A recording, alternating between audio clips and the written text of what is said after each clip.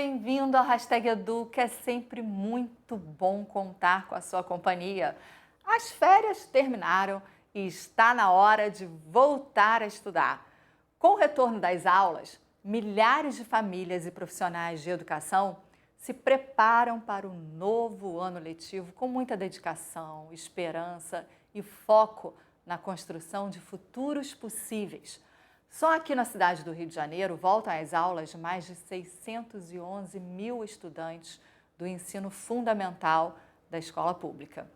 Que novidades e prioridades teremos então nesse ano letivo de 2024?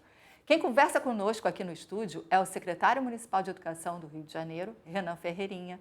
Seja muito bem-vindo ao Hashtag Educa, secretário. Obrigado, Flávio. É um prazer estar aqui com vocês. Sempre uma honra participar do Hashtag Educa.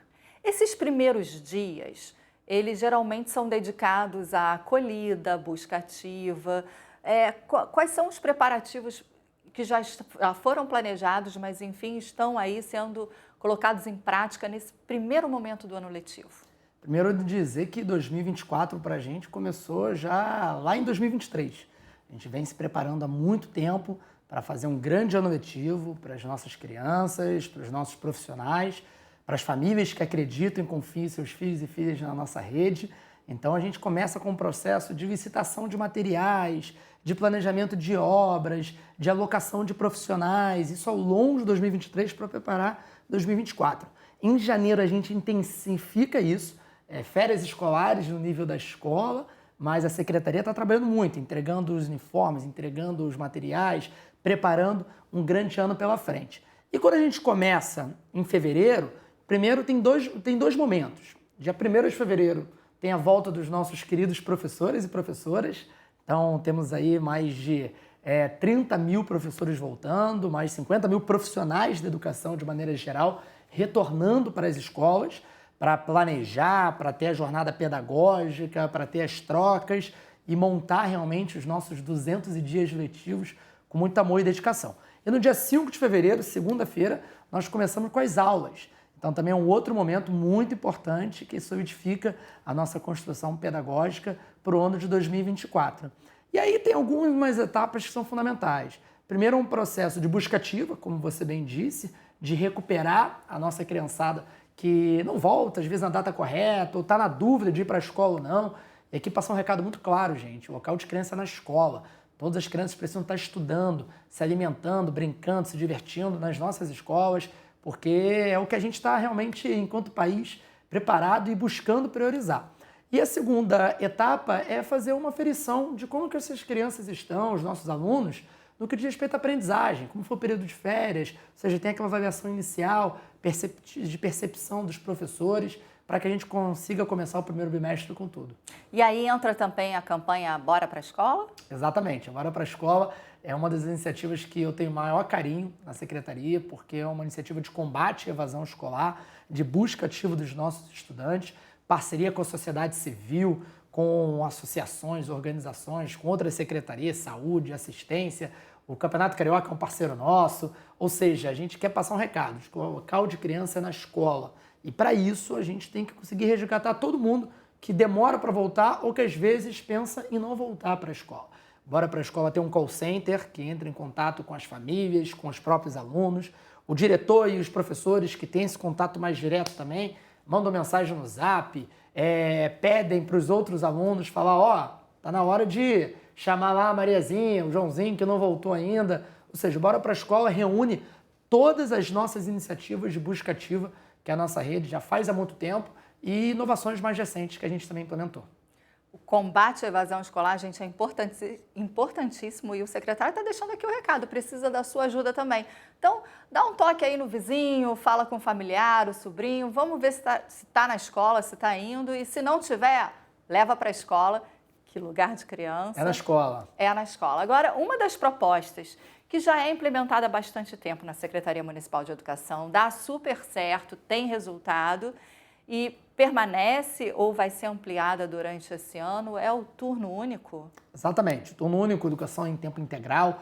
Aqui no Rio de Janeiro a gente costuma chamar mais de turno único, mas no Brasil, a partir de 7 horas diárias, já é considerado uma etapa de educação integral. E a gente acredita muito nisso. Eu, enquanto educador, enquanto ativista pela educação, sou um grande defensor do tempo integral. O prefeito Eduardo Paes também é o prefeito que mais investiu na ampliação de tempo integral na história do Rio de Janeiro. E a gente continua nessa jornada, nesse seu terceiro mandato. A gente tinha 30 e poucos % das nossas escolas ofertando a educação em tempo integral, turno único, e a nossa ambição é chegar em 50% até o final do ano que vem.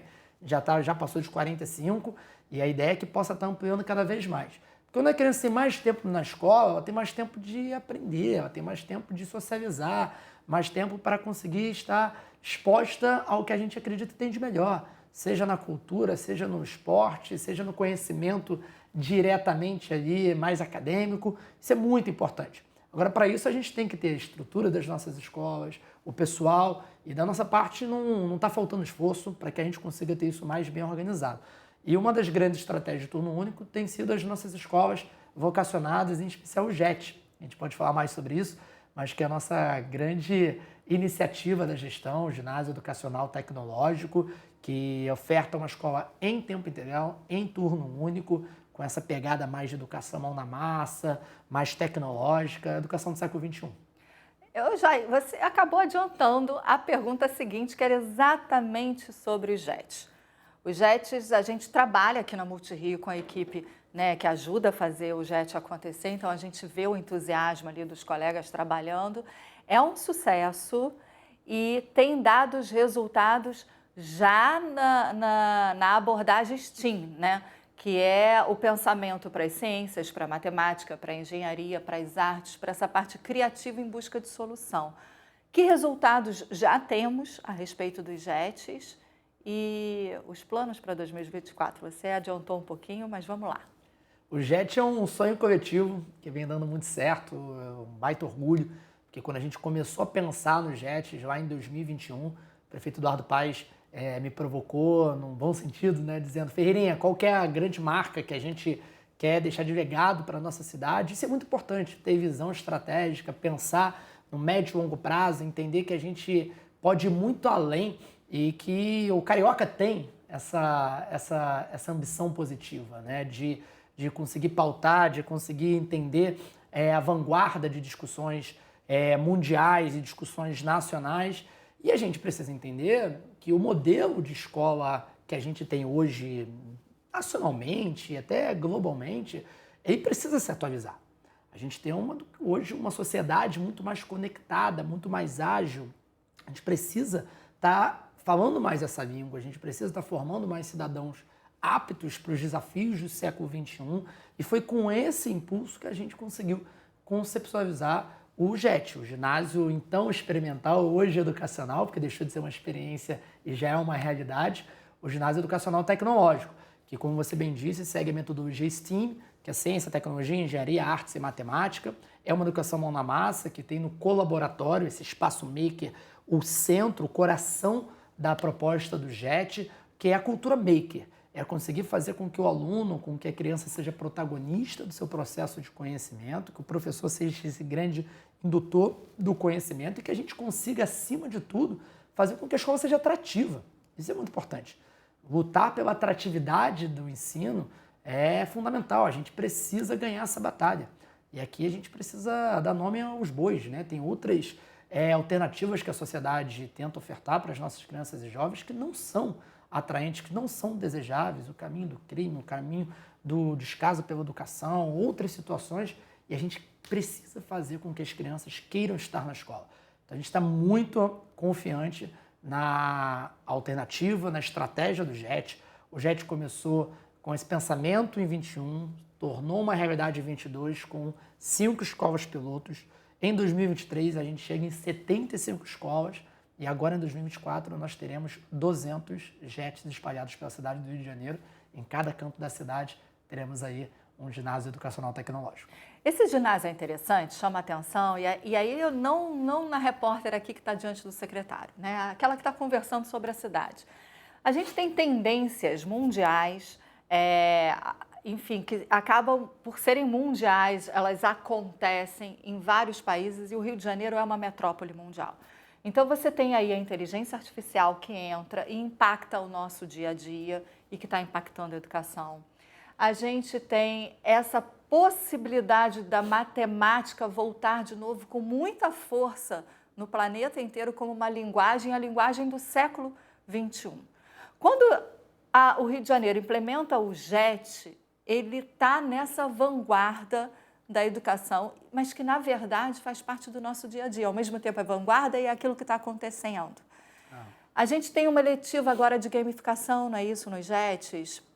E qual é a importância desse raciocínio que é desenvolvido no JET para o desenvolvimento da cidade? Porque a gente está formando o cidadão daqui a 10 anos que vai estar no posto de trabalho, que vai estar tocando a cidade. Qual a importância disso? É uma grande revolução do que a gente imagina que as nossas crianças, que os nossos estudantes precisam também ser preparados. Como você bem disse, a gente vive hoje mudanças globais muito mais rápidas. A gente precisa que os nossos alunos estejam mais aptos a conseguir enfrentá-las e consigam se encaixar nessa nova dinâmica também.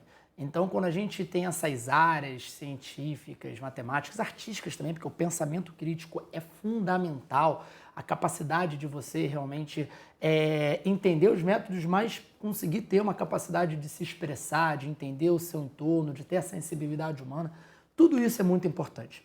E falando especificamente da matemática, a matemática no Brasil muitas vezes é vista como um bicho de 7 cabeças. E a gente precisa, às vezes tem muito discurso que a gente não enfrenta a raiz do problema. O Brasil tem muita dificuldade de ensinar e de aprender matemática. Dados concretos demonstram isso. A gente tem performance em linguagens, em ciências, abaixo do que a gente gostaria, mas a nossa performance em matemática, comparada com os outros países, é muito mais abaixo. Então tem um problema central aí. E conseguir atacar esse problema, ele passa por entender boas soluções a nível local que a gente pode tentar escalar. É isso que a gente tenta fazer aqui no Rio, seja com o JET, seja com a Olimpíada Carioca de Matemática, que tem como principal premiação levar os primeiros colocados para a Disney e para a NASA, que é o sonho de consumo de qualquer criança, de qualquer ser humano. É o meu, gente. Né? Nosso, de poder ver o Mickey, tirar um selfie lá com a Minnie. Né? NASA. Então, tudo isso, ver uma espaçonave. E o que a gente quer mostrar também é um simbolismo muito forte, que o filho da escola pública, o filho da periferia, o filho da onde for nessa cidade, pode chegar lá. Com conhecimento, com esforço, tem que se dedicar, tem que correr atrás, mas também sem aquele discurso fácil de falar que quem quer consegue, porque só se nós ofertarmos as oportunidades. E é isso que uma política pública precisa fazer. Quando a gente cria a Olimpíada Carioca de Matemática, quando a gente cria o JET, nada mais é do que democratizar oportunidades. E aí o esforço passa a ser uma variável importante, porque também as coisas não caem do céu, nada cai do céu. Então a gente precisa, né, obviamente respeitando aqui, a fé de cada um, tem a minha fé também muito forte, mas assim, tem que ter o esforço, tem que correr atrás, tem que estudar, tem que batalhar, mas as oportunidades são fundamentais. Eu, particularmente, tive a minha vida transformada pela educação e eu sempre falo isso, a principal variável foram as oportunidades que eu recebi. Seja a oportunidade de ter incríveis professores que acreditaram em mim, muito antes de eu acreditar em mim mesmo, seja a oportunidade de conhecer Olimpíadas de Matemática, né? Eu comecei a fazer a OBMEP, que é a Olimpíada Brasileira de Matemática das Escolas Públicas, desde o comecinho, e que hoje me inspirou a poder criar a Olimpíada Carioca de Matemática, junto com o prefeito Eduardo Paes. Estamos tendo aí agora os nossos alunos indo para a Disney, para a NASA, mais um grupo, mostrando que é possível. Esses alunos voltam e servem de grande inspiração, porque, assim, por mais que eu tenha estudado em escola pública e tenha vivenciado isso, eu chegar e contar para um aluno que é 20 anos mais novo, que for, ainda parece distante, né? Agora, quando um amigo dele, que mora num bairro, mora na rua, está tendo aula com ele, foi através do seu esforço, isso é muito especial. A pessoa fala assim, poxa, talvez também é possível para mim. E também desmistificar, às vezes, né, a ideia do nerd, do estudioso, não ser... É legal estudar, né? Mostrar que vale a pena estudar. É isso, sabe? Não é bacana ser aquele que vai, eu não vou estudar e aí vamos ver. Não. Se você estudar, você vai ter melhores oportunidades. Isso em vários cantos, não só na matemática. A gente pode falar aqui das linguagens. Temos aí agora parcerias com a China, parcerias com outros países para isso, porque a gente quer mostrar que o conhecimento deve ser o melhor caminho que alguém deve apostar, especialmente as nossas crianças e as suas famílias. Eu acho que o JET consegue reunir muito bem esses fatores. É uma escola muito inovadora, mas que ela também tem uma capacidade de escala. E não é só aquela sala de informática que foi atualizada, o que for. Não. É uma cultura, que é essa cultura maker, onde você aprende fazendo, onde você consegue realmente, através do que você está experimentando, o que você está construindo, poder entregar algo muito concreto, seja na robótica, seja nas artes, seja na elétrica, seja com os games, que é uma nova letiva que a gente está fazendo, que também dialoga muito com o interesse dos jovens, ou seja, tem um interesse muito forte aí do que a nossa criançada, a nossa juventude tá gostando atualmente. Enquanto você estava falando, eu estava pensando assim, né? Ao invés de você chamar o espaço maker, você chama de colaboratório, você faz essa colaboração. O pensamento gira ali, ele roda.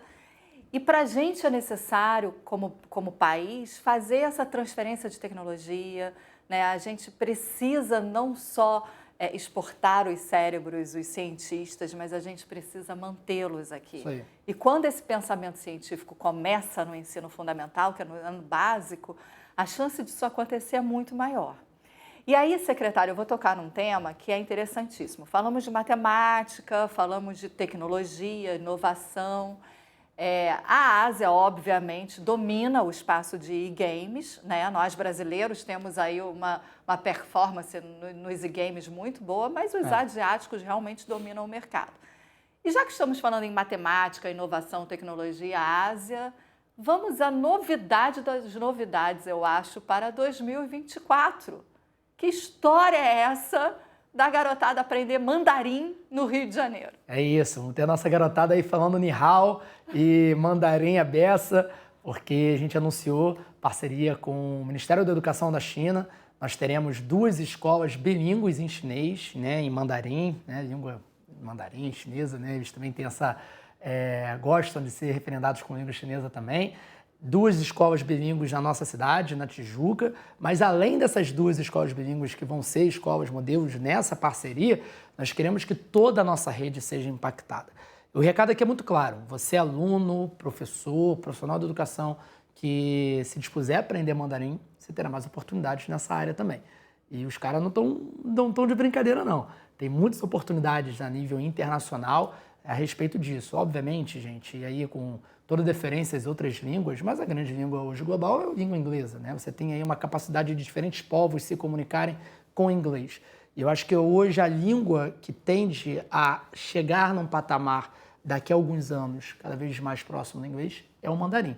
Porque primeiro você tem um mercado consumidor interno de 1,5 bilhão de pessoas que falam essa língua.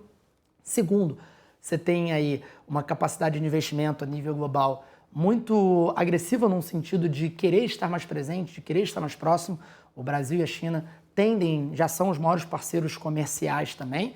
E assim, a gente precisa de mais pessoas. A gente não tem hoje uma quantidade suficiente de pessoas no Brasil que sabem falar mandarim.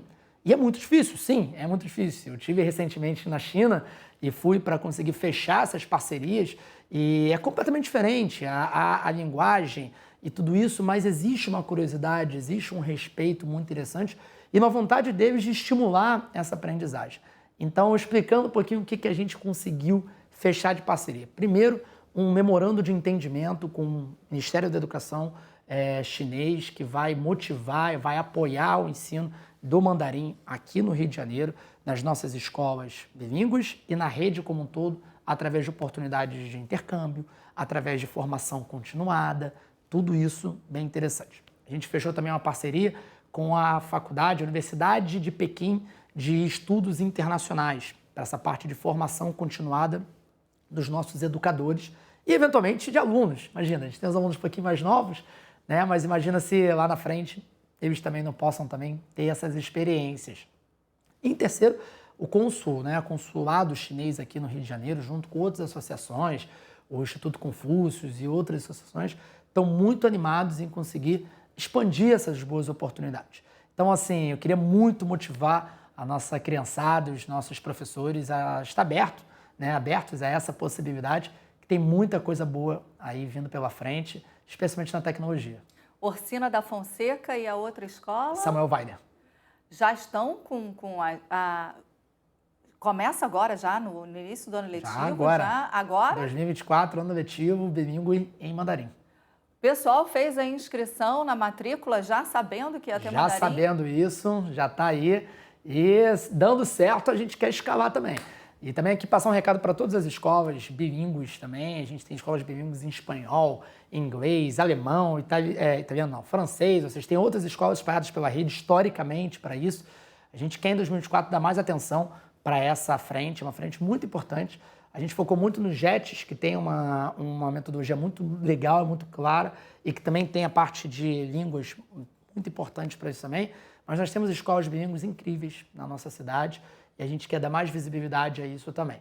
Óbvio que isso depende de boas parcerias, então estou batendo na porta de cada consulado, aí pedindo mais ajuda, que eles estejam mais envolvidos com a gente, que ajudem nesse processo, porque, como você disse no começo aqui da nossa conversa, o Rio é uma cidade global, é uma metrópole global.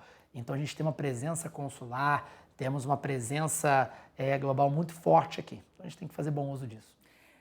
Olhando para essa metrópole, e aí a gente está vendo o quanto o intercâmbio cultural acontece na cidade do Rio de Janeiro, é necessário para as relações, da maneira como elas se acontecem, né, hoje no planeta todo. E aí eu quero chamar a atenção para uma coisa. Se a gente está pensando em contatos culturais, em trocas culturais, trocas de tecnologia, tudo passa pela relação. E pela relação com o outro, com outra cultura, com o diferente, passa pelo respeito.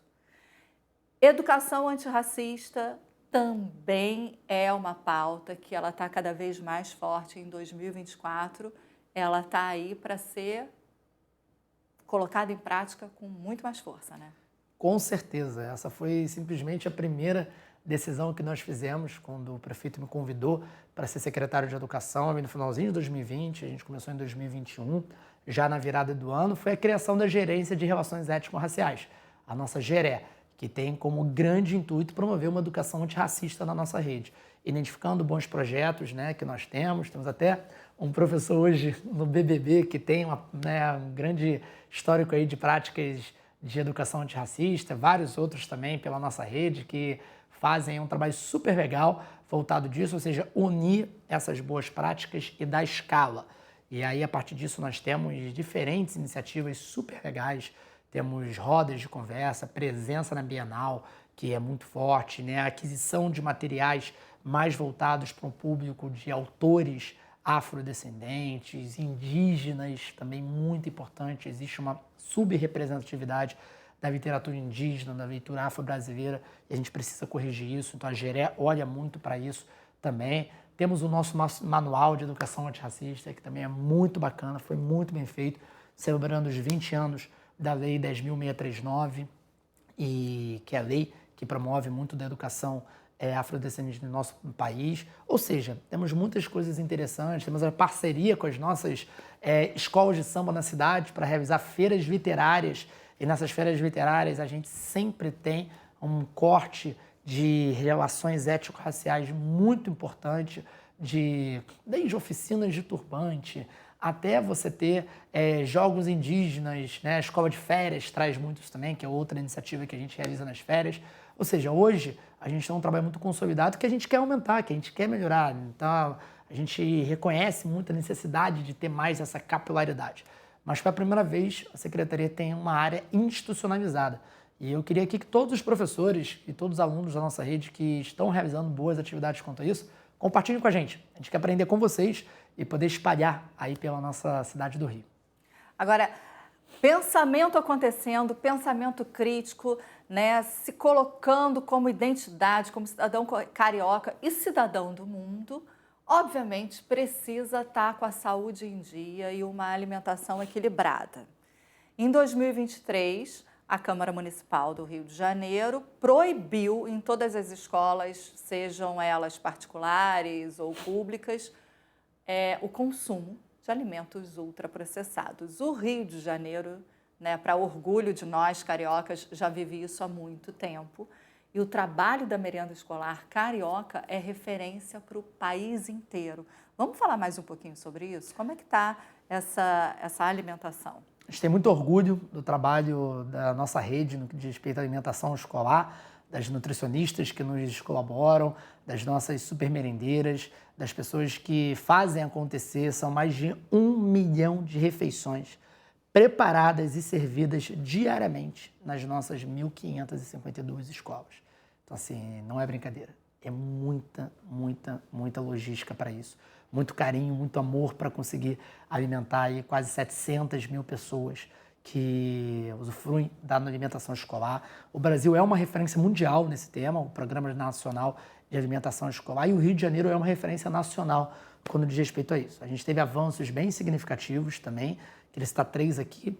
Primeiro, a gente consolidou a passar de 30% dos nossos alimentos, que fruto da verba do PNAE, vinha sendo oriundos da agricultura familiar, que é uma pauta muito importante, a gente acredita muito nisso. Então, o Rio também, mais uma vez, aí também na vanguarda disso.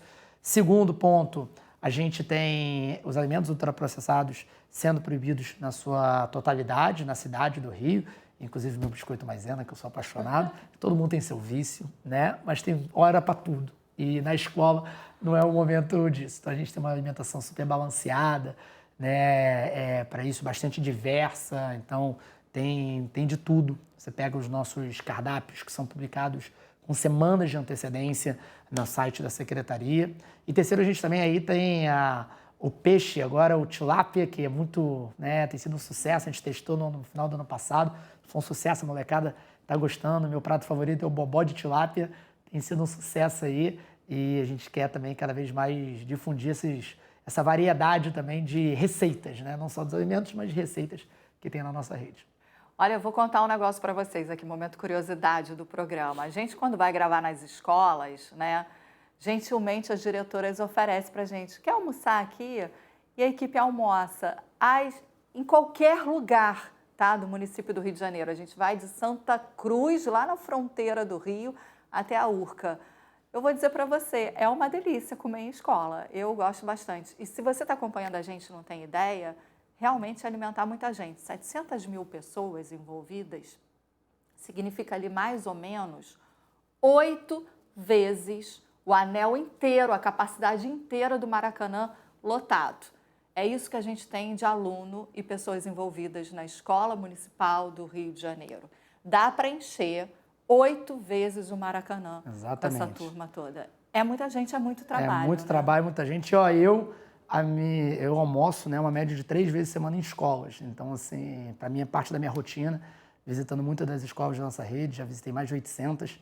Então, assim, quero chegar aí nas 1.552. Falta só um pouquinho menos da metade. Agora, a gente já está chegando nos minutos finais, para a gente encerrar, que recado você gostaria de dar para todos os profissionais de educação e também para as famílias agora para 2024? Qual é a mensagem que você deixa? Primeiro, para todos os nossos queridos professores, profissionais de educação de maneira geral, primeiro um recado de gratidão, agradecer vocês pelo sim de vocês para a nossa educação, isso é muito importante, é isso que faz acontecer a maior e melhor rede municipal de ensino da América Latina, e a gente conta com muito trabalho, com muita dedicação de vocês no ano 2024, porque, acima de tudo, a educação tem uma responsabilidade de conseguir educar os filhos e filhas das famílias que confiam na gente. E, para isso, também agradecer às famílias cariocas que confiam os seus filhos nessa rede. E vocês podem ter certeza que não falta trabalho do nosso lado, que é uma rede muito grande. Todo dia a gente vai ter algum desafio, algum problema para resolver, mas é uma rede feita de muito amor, de muito carinho, de muita dedicação e que não foge da raia. A rede do Rio de Janeiro não foge de responsabilidade e também não foge de inovação. Isso é muito interessante. O Rio tem uma aptidão para estar na vanguarda de discussões. A gente está aqui, né, numa grande discussão, o último tema que eu queria trazer também, da restrição do uso de celulares nas escolas. Isso é muito importante e eu sei o quanto que os nossos profissionais de educação têm colaborado para isso, mas eu queria pedir ajuda das famílias, porque não adianta a escola fazer a sua parte e as famílias não fazerem a sua parte. A gente vive uma epidemia de distrações com o uso de celulares de forma exacerbada. E ninguém aqui está querendo falar que a tecnologia não tem seu papel ou não pode ajudar. Ajuda, pode ajudar sim, mas tem hora para tudo. Da mesma forma que em casa você precisa ter regras e limites para educar os seus filhos, na escola não poderia ser diferente. Sala de aula é local de atenção do aluno, de respeito com o professor, de interação com os amigos, quando é o caso. Recreio também. Não dá para ter no recreio as nossas crianças isoladas nas suas próprias telas, perdendo a oportunidade de conviver uns com os outros, aprender a brincar, aprender a perder, aprender a ganhar, a cair, a levantar. Escola é local disso. Escola é local de interação social. E, infelizmente, a gente tem visto, muitas vezes, os celulares atrapalhando esse processo. Então, o Rio de Janeiro está na vanguarda dessa decisão de restringir, de proibir o uso em diferentes situações, porque a gente quer valorizar, sim, o processo educacional, acima de tudo, e salvar o desenvolvimento das nossas crianças, como a gente tanto acredita. Disciplina, conhecimento, esperança e foco aí na construção de futuros possíveis. Muito obrigada, secretário. Obrigado, Flávia. Prazer estar com você aqui. É sempre também um prazer lhe receber. Venha sempre. E obrigada a você também pela sua companhia. A gente se vê no próximo programa. Até lá. Tchau.